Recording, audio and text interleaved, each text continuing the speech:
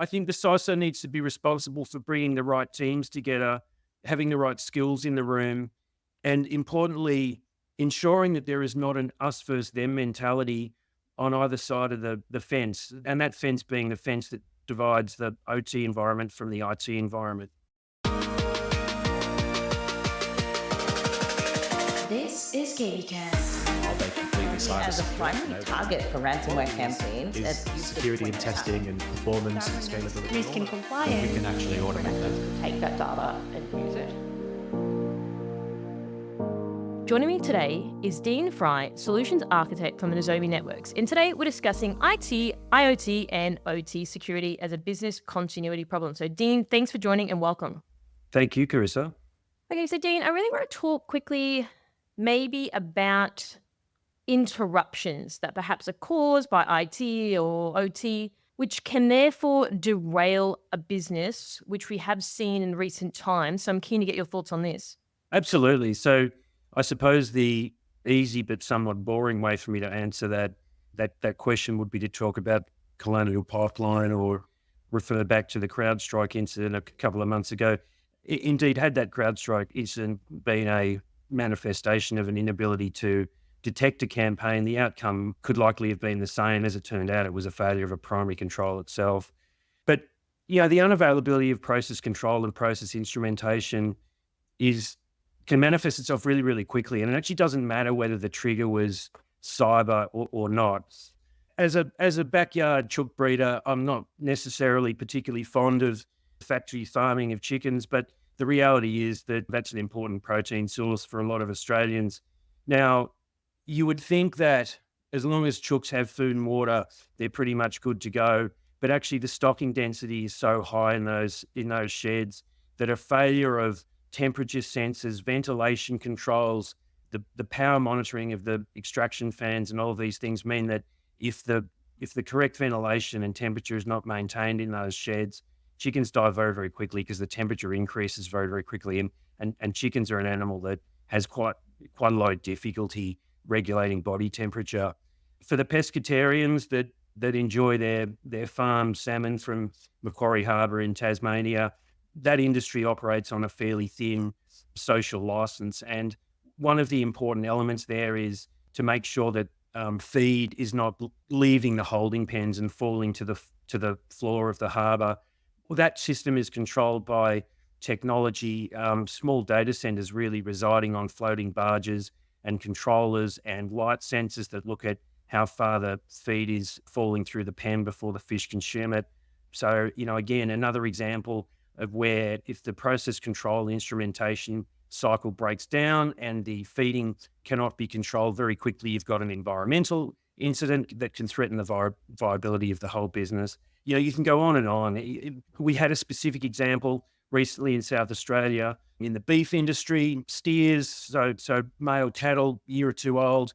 They're very heavy and they're very dangerous. They get very agitated after being herded into trucks from their lovely paddocks, pushed into sale yards, back onto a truck again, and then sent to an abattoir.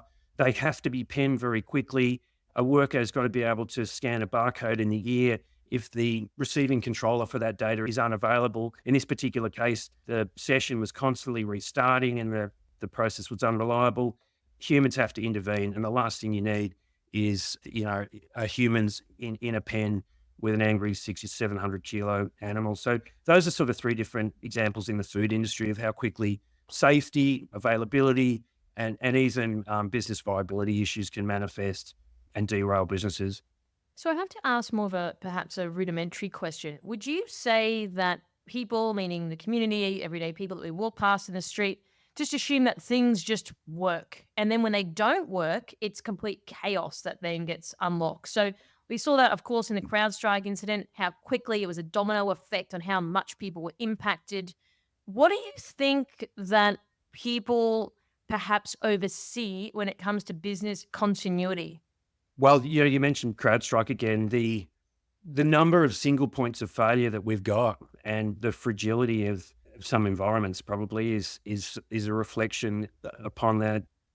This might be a little controversial to say, but I talk to a lot of executives, and it seems to me that fewer and fewer of the senior executives that are making decisions about implementing security controls and buying down on risk are the sort of older engineers that have been in the business for 30 years and understand fundamentally how everything works.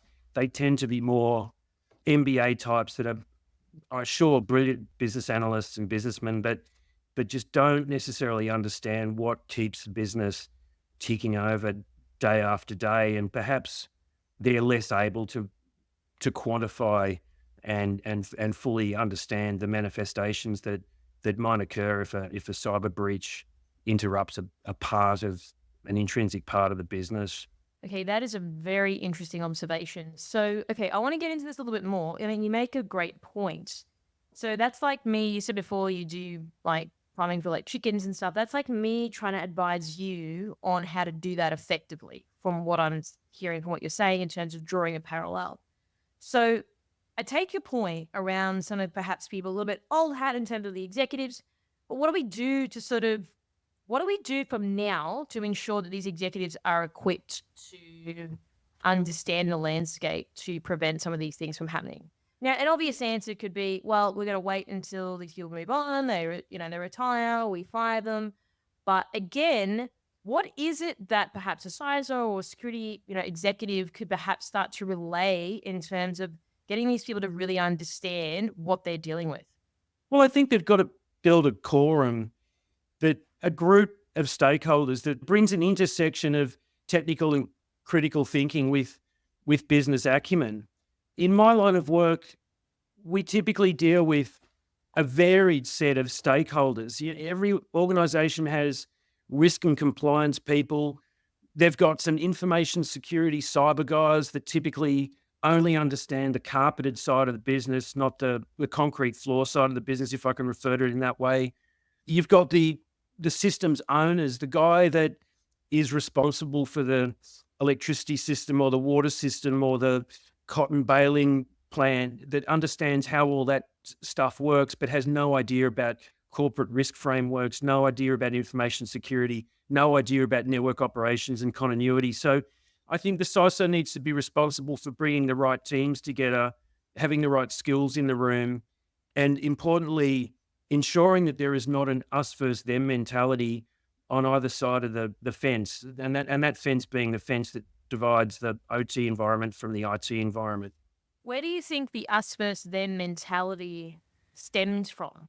I think these are probably teams that have just never had any day-to-day engagement with one another before. They've passed each other in the car park sort of thing, and that's been the extent of it.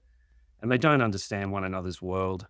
Operationalizing cyber controls is incredibly difficult. And people tend to think that it's just about the breach and the campaign that it's related to, the ransomware, etc., and that's it. But there's a lot more to it. Routing the right data to the right person at the right time to make the right decision is really hard. And it's especially hard in some of the bigger industries in Australia. I mean, Australia has a massive mining industry. How do you do repeatable, reliable, robust OT cyber operations with a FIFO workforce? It's really quite hard. And the data that these platforms produce is not just threat data, it's change and anomaly data, the sort of the precursors to the bigger problem. It's health and hygiene data.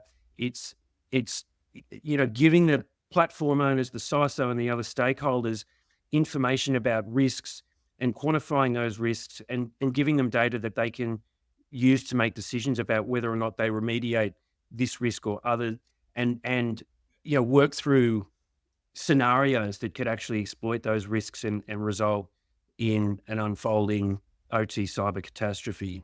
Yeah, look, you raise a great point, and I do agree it is a hard thing to do. It's not so binary. It's not such a obvious answer. It's complex. It's complicated. It can be convoluted at times. In terms of your experience, though, like how we best move forward? Because I mean, I've interviewed probably 300 plus 400 people in my time about a range of things, and there is still a common undertone around so-and-so doesn't understand, don't have the budget, it needs to be more awareness. It's still the same sort of things that are being told. But then how do we actually get to the point where we're getting people at the top that do understand it? Now, in saying that, I'm not a finance expert, but, I run my own business. I have to have some knowledge of that. Would you say that executives don't really have, or not all executives, but some of them don't have any fundamental cybersecurity knowledge? Because in this day and age, you need to have some sort of understanding of that. And then as a result of that, we're having a lot of these issues in which we just discussed. And I mean, I know it's a little bit more complex than that, but if we just focus on this one problem. I talk very regularly with executives in customer organizations that want me to explain to them how they can become conformant with the SOCI Act. And relatively frequently, I get the distinct impression that the individual has no idea what is actually contained in the SOCI Act and doesn't understand that the technical controls will assist or meet less than 50% of the patterns that are sort of described there. And I often sort of refer people to the Australian energy sector cybersecurity framework because that is such a brilliant framework. It's ideal for organizations that are aspirational and have the self-awareness to know that they're not going to be entirely conformant. The self-assessment framework in there is just brilliant, and it's relatively easy for an organization to undertake, again, with the right people in the room, from the right sort of areas of the business. And so I just think that coming from a position of being well informed, understanding what's practicable, what's realistic, and that these are often multi-year pieces of work is important. You just simply can't pick up the phone and talk to a vendor about being SOCI conformant. It just doesn't work like that. In the same vein, you can't apply the ASD Essential 8 to industrial automation and security. And I've had customers tell me that that's what they want to do. It's just completely irrelevant as a control set for the sort of environment that we work in. Okay, I want to sort of flip over now and focus on, again, business continuity, and something that I'm hearing a lot kind of in interviews would be in terms of like even a manufacturing business. Like if that stops running, how much of an impact that has, how much of a domino effect that has. So I really want to get a bit of a understanding of yourself, Dean, around how quickly does that, if you can give me an example of an industry, how quickly a domino effect can occur? Because yes, we have seen it with the CrowdStrike thing. It probably will happen again. But again, I think what's really interesting in this question is how many other supply chains, businesses, everyday people are really impacted by something that basically brings our whole nation or world to a standstill for a period of time. We're very vertically integrated in Australia, right?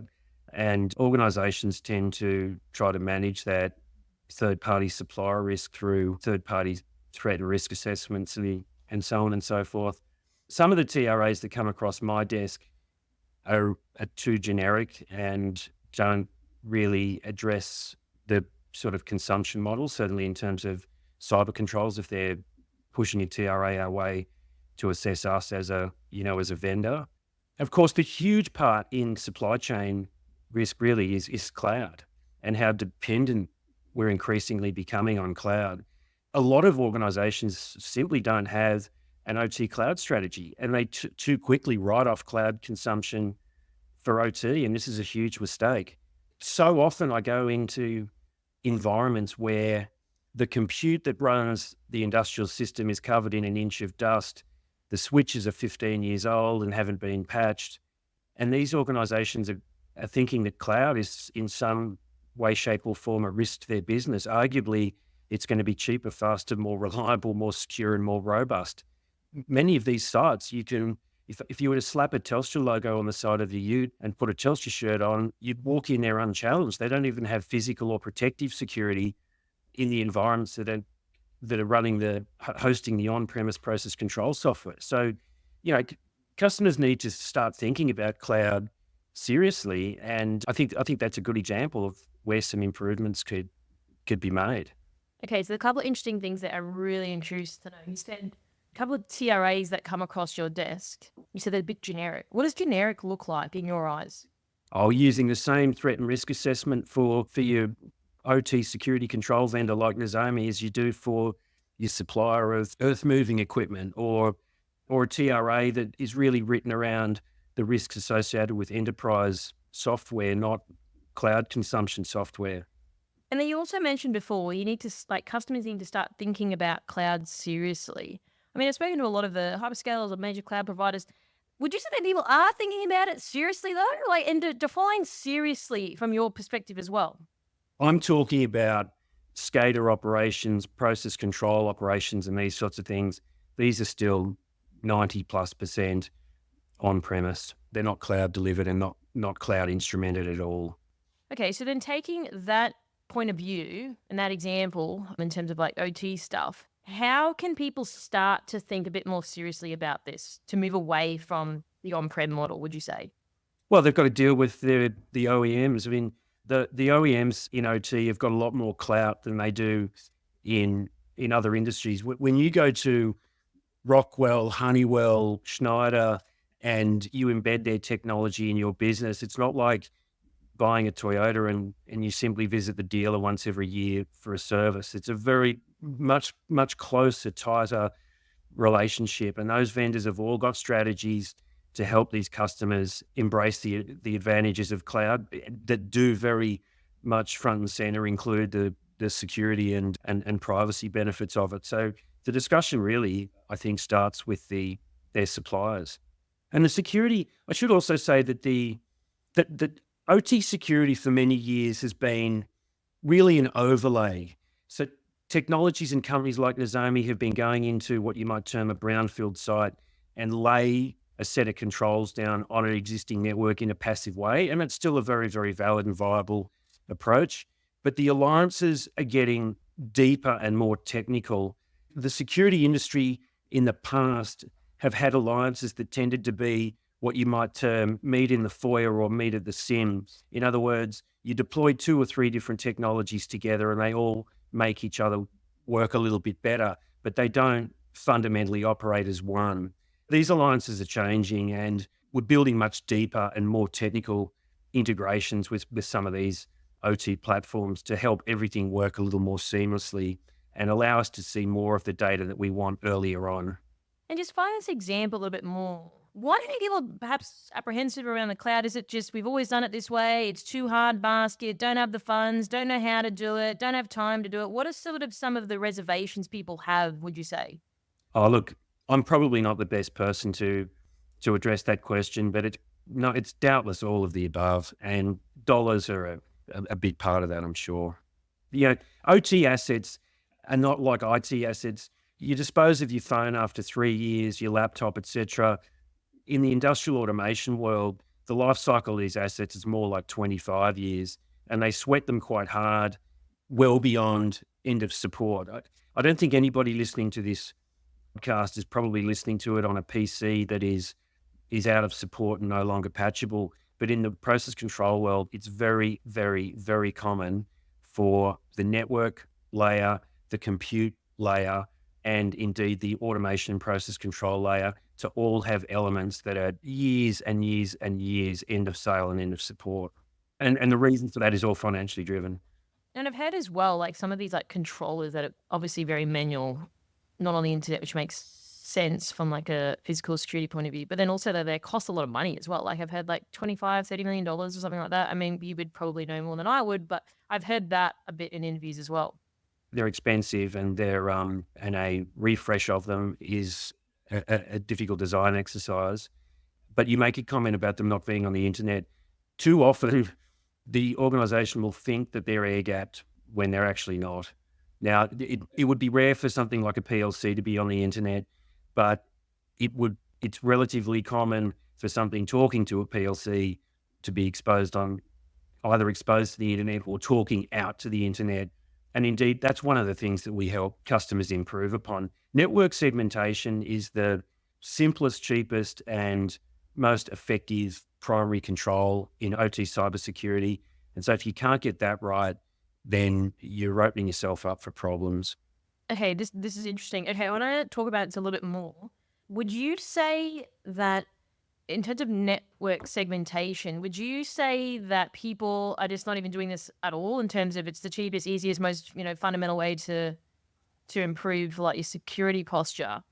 But from the tone of your voice, I'm kind of getting the sense that perhaps people aren't doing this.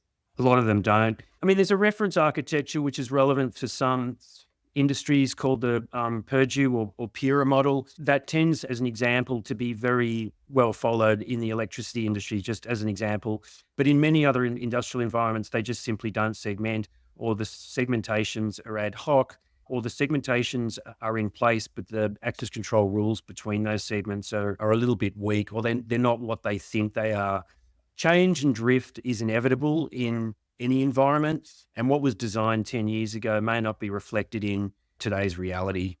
Would you say, in terms of going to the cloud, like moving like OT systems, like moving more into the cloud and thinking about that seriously, do you think it'll ever get there though, in terms of everything that we just discussed? Things are expensive, they run for a long time, etc. So it's not like the easiest thing to do, and we get that. But do you think we'll ever really get there, or if you had to sort of choose which camp?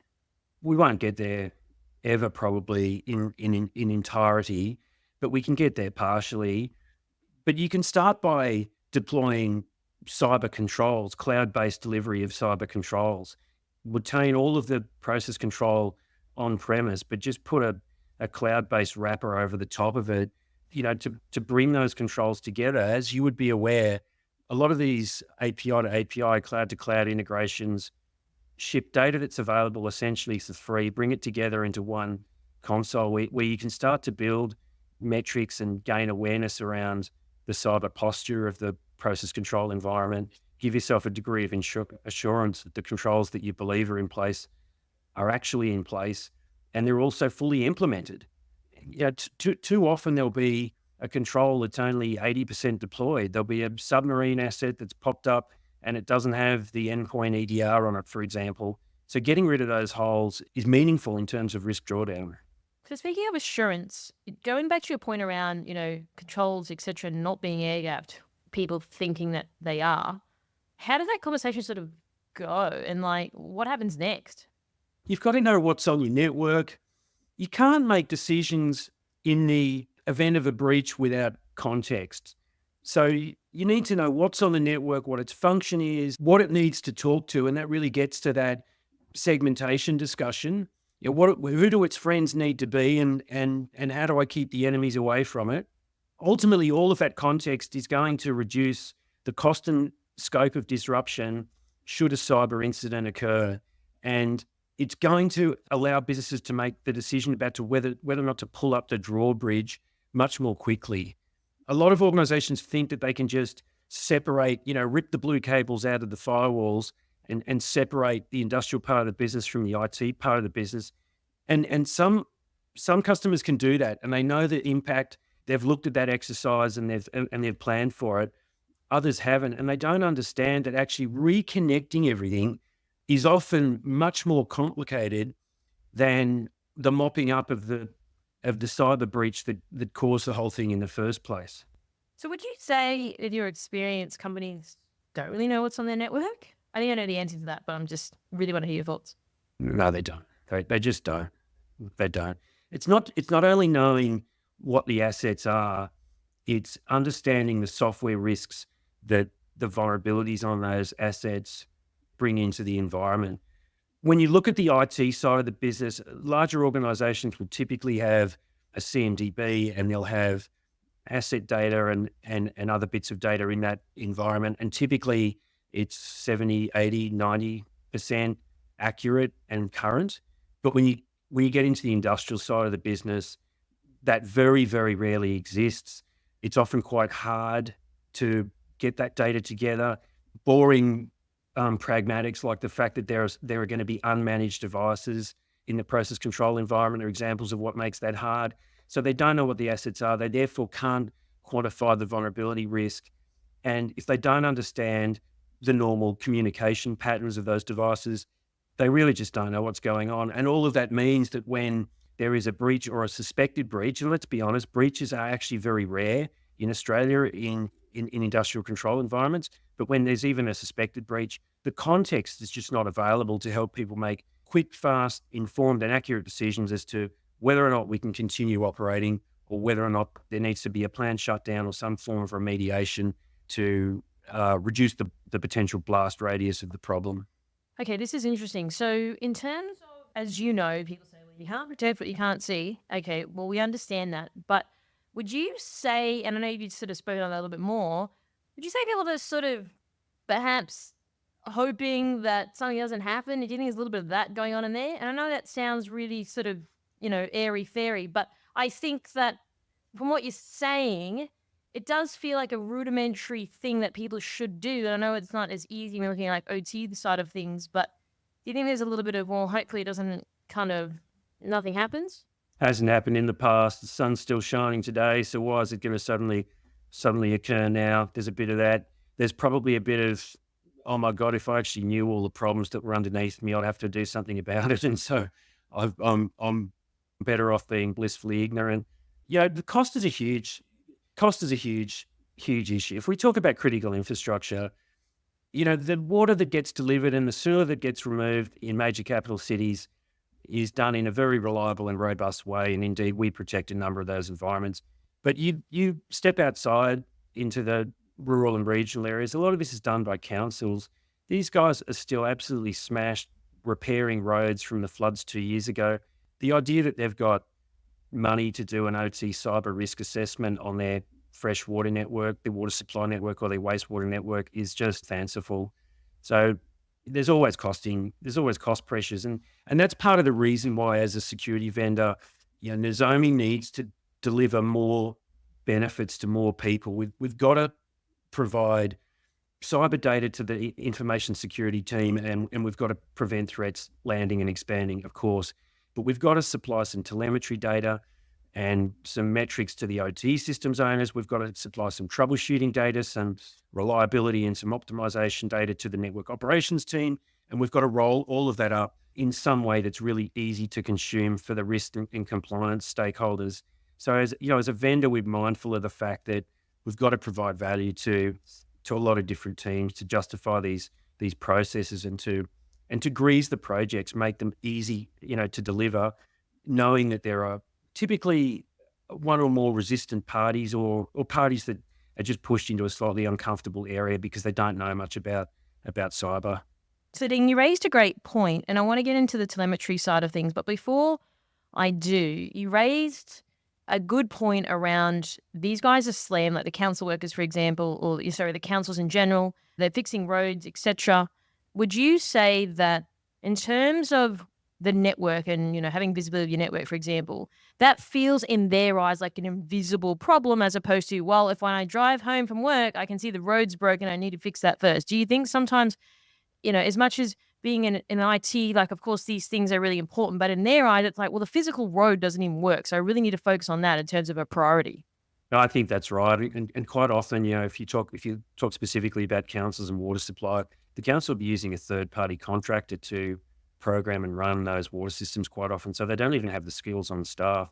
That is an opportunity for that provider to sort of say, hang on, well, let's step up the maturity ladder a little bit here, and let's lay some cyber risk mitigations over what we're doing.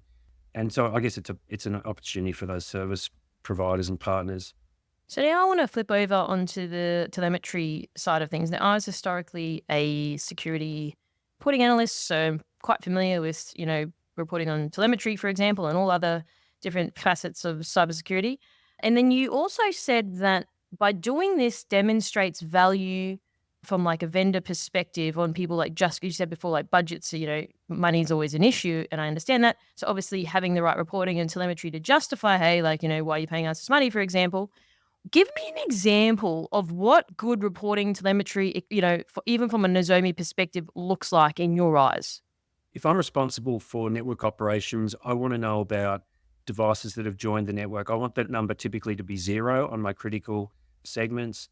I want to know that there has been very little change. I want to know that protocol adjacencies between devices remain the same.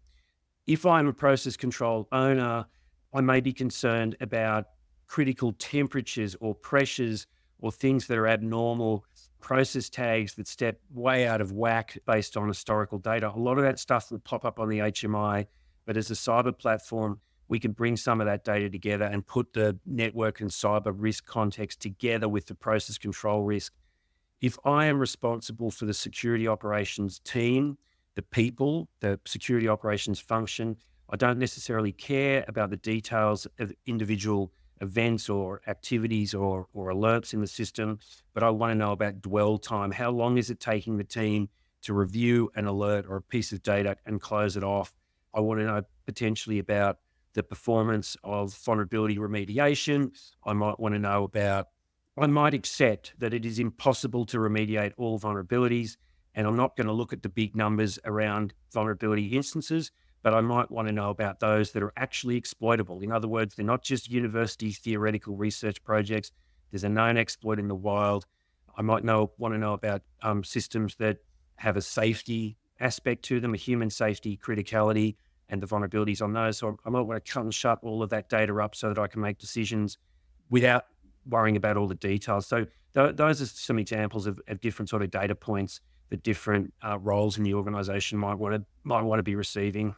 Do you think as well that perhaps people that are maybe reading the reports, and again, like I can speak on my experience of doing this, sometimes the report gets sent, for example, then it gets stuck in someone's inbox and read it. It's too much stuff going on, because what I've often seen, and maybe you would know a little bit more about this, is people just reporting on too much stuff. So it's like all of this stuff, here it is. But it's like, well, what's really important to me? And I guess you could say, well, you could tell the things and you can, understand what's important to the business, etc. Do you think that sometimes people just do reporting for the sake of reporting without actually deriving any real value or insights from that reporting? I do. We're moving away from reports. Fewer and fewer of our customers are receiving emailed reports from our platform. We give them a real-time view. Again, this gets back to the operationalization challenge, what's important, et cetera, et cetera. Nozomi is hugely stepping up here. We're more and more, we've got effectively a co-sourcing relationship with the customer. In other words, we'll either stand behind them and support them constantly on keeping the platform running and doing all the fundamentals, or we'll stand in front of them and help triage some of the data so that their limited man-hours budget is applied to doing important work, not maintenance work.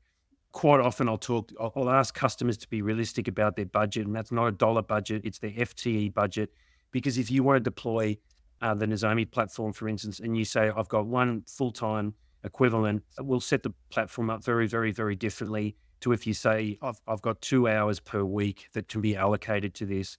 And it's that sort of 2 hours per week sort of energy allocation that is more likely to be consuming a report. In the cloud-based consumption model of our product, we're trying to move away from alerting, as an example, and providing the analysts with data insights. So we'll show them about things that the automated data analysis engines have found. And if they find them interesting and they click on them, then we'll produce more of those. And if they just dismiss them as irrelevant, then we won't put that data in front of them again. So that's just an example of what we're trying to do to improve the human efficiency of running the security controls, and shifting away from reports is a part of that, as I've indicated. So what do you do? You said before, depending on the FTE, if it's 2 hours or 8 hours, what do you do when someone's optimistic and they're like, hey, Dean, I think I can commit to 8 hours a week, but then in reality, they're doing 30 minutes a week? How does that sort of conversation go? How do you sort of make sure that, okay, well, you said 8, and now you're not doing that, so we now need to change things? Have you seen that? And then if so, how does that work? I can tell pretty quickly when a customer's not using the platform. You would think that a happy, successful customer would not open any support cases because they wouldn't have any problem. This is just an example. Actually, the opposite is true. An engaged customer always has questions about things they don't fully understand, or they'll contact support to understand what a new feature does or something of that nature. So on the back end, I can see all of this data, and customers that don't open support cases, I tend to pick up the phone and call. As I indicated, we're doing a lot more work to help them run the platform so they can focus on the organization-specific data that no third party will ever fully understand. We're never gonna know what's cabled to what and what the firewall rules are in a factory or an abattoir or something of that nature. So that's where the customer needs to spend their time on the specifics that they know and will sort of never understand. And then I'm also curious to know, like, generally speaking, from what I understand from people in the industry, there's a lot of like, oh, we set and forget, bought this product, don't open it, haven't they utilized it properly. I don't know, the guy that bought it left the company 4 years ago, we're still paying for this thing. I've heard a lot of that from customers. So I'm just then curious, if you zoom out from like a vendor landscape, like how do people get to the point where, to your point, like, well, I know if someone's not leveraging the platform, they're not calling us up and support and everything like that. Like, how can people sit there and think this company is paying for our product or our technology and no one's gone into the platform, for example, for 4 years? I'm extremely disappointed when that occurs, and a fair chunk of my time is spent ensuring that it does not occur. When you spend money with a vendor, you need to fully consume everything that they provide, and those different stakeholder groups have got to be receiving value from the platform. Automation is important, but making the data relevant and getting the right data to the right people is something that we, and particularly our delivery team, focus quite heavily upon. Our churn rate is very low, and we spend a lot of time making sure that we remain relevant and of interest to our customer base. So, Dean, do you have any closing comments or final thoughts you'd like to leave our audience with today? We've talked about a few different areas here. We've talked about the technology a bit, the problem a little bit. We've talked about co-sourcing and the importance of partners in all of this. At the end of the day, we're a technology vendor, and there are certain trends that we see. Those sort of trends, I think, are going to include the importance of understanding the radio space as an attack surface. That currently is not really the case. We're not just talking Bluetooth and Wi-Fi here. We're talking long-range WAN, drone control protocols, 4G. In some environments, you want to know when radios are appearing and disappearing in the environment. You're not going to care about that in a retail space, of course, but you may well very much care about that in a transport environment or in a mine site, as an example. We talked a little bit about the way relationships are changing between technology vendors, particularly when they're deployed in a cloud-based model, and with the automation OEMs.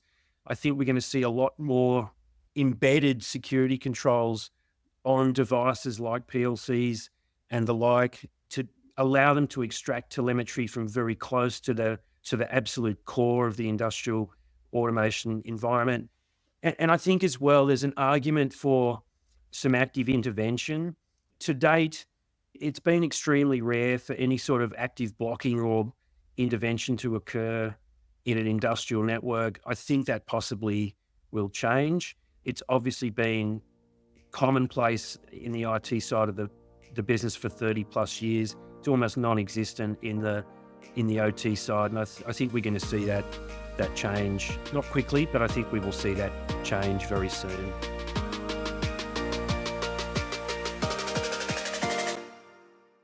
This is KBcast, the voice of cyber. Thanks for tuning in. For more industry-leading news and thought-provoking articles, visit kbi.media to get access today. This episode is brought to you by Mercsec, your smarter route to security talent. Mercsec's executive search has helped enterprise organizations find the right people from around the world since 2012. Their on-demand talent acquisition team helps startups and mid-sized businesses scale faster and more efficiently. Find out more at mercsec.com today.